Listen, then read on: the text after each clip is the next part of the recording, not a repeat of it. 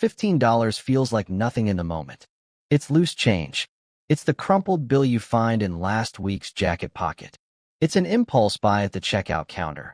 A candle that smells like winter, a phone case you don't need, a third streaming service you forgot you were paying for. It's the cost of a coffee and a pastry on a sleepy Tuesday morning, a random app purchase to skip a level in a game you'll delete by Friday, a takeout lunch because you didn't have time to pack one and the office fridge smells like leftover fish. And that's exactly why it's dangerous. Not because any single purchase is a problem. You're not going to derail your financial future with one latte. The danger is in the aggregate, the slow, silent accumulation of small leaks that never feel like leaks at all. Each one is defensible. Each one is forgettable. Each one, on its own, is barely worth mentioning. But that's the trap. The money doesn't leave your account with a bang. It leaves with a whisper, disguised as convenience, exhaustion, boredom, or just the mild desire to feel slightly better for 5 minutes. Think about what $15 a day actually means. $15 a day, 5 days a week, is $75 a week. That's $300 a month. That's $3,600 a year. And if you took that same amount, $3,600 a year, and invested it in a basic index fund earning a conservative 7% annual return, over 10 years you'd have nearly $50,000. Over 20 years, you'd be looking at more than $150,000. Over 30 years, over $350,000. That's not fantasy math. That's just compound interest doing what it always does, rewarding patience and punishing indifference. Now, does that mean you should never buy coffee? No. That's the kind of absolutism that makes people rebel and binge spend on a weekend getaway they can't afford. The point isn't to live like a monk. The point is to wake up. The real question isn't, can I afford this right now? You probably can. The real question is, what else could this become if I gave it time instead? That shift in framing changes everything.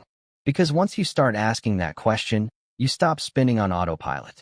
You start noticing the difference between what you genuinely want and what you're simply accustomed to buying. You start realizing that some of those $15 moments are actually worth it. A pastry with a friend you haven't seen in months, a spontaneous dinner after a hard week, a book that changes how you think. But most of them are just frictionless transactions, digital gestures toward a feeling you're hoping will arrive in the next sip or swipe. And it never does. Or if it does, it lasts about as long as the warmth of the cup in your hands. This isn't about guilt or deprivation. Guilt is a terrible long-term motivator. It just leads to shame spending later. And no one is suggesting you should never treat yourself. Treat yourself, absolutely. Enjoy your life. Buy the fancy cheese. Take the cab when it's raining. The goal isn't to eliminate joy. The goal is to stop confusing convenience with happiness and stop treating your future self like a stranger whose problems are someone else's to solve. The truth is, most small spending isn't about necessity. It's about not wanting to feel the mild discomfort of wanting something and choosing to wait. We spend because waiting feels like deprivation, even when it's actually just choosing differently.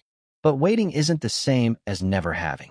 Waiting just means you're giving that $15 permission to turn into something bigger. Waiting means you're consciously deciding that future you, the one who wants to travel, or take a sabbatical, or retire early, or just have a real emergency fund, matters as much as tired, hungry, bored current you. Once you start seeing every small purchase as a choice between this right now and something else later, a trip to the mountains, more freedom to leave a job you hate, an earlier retirement, a down payment on a house, a year abroad, or simply the peace of mind that comes with having savings, you naturally start making different choices. Not because you're punishing yourself, not because you're following some strict budget out of fear, but because you're finally paying attention.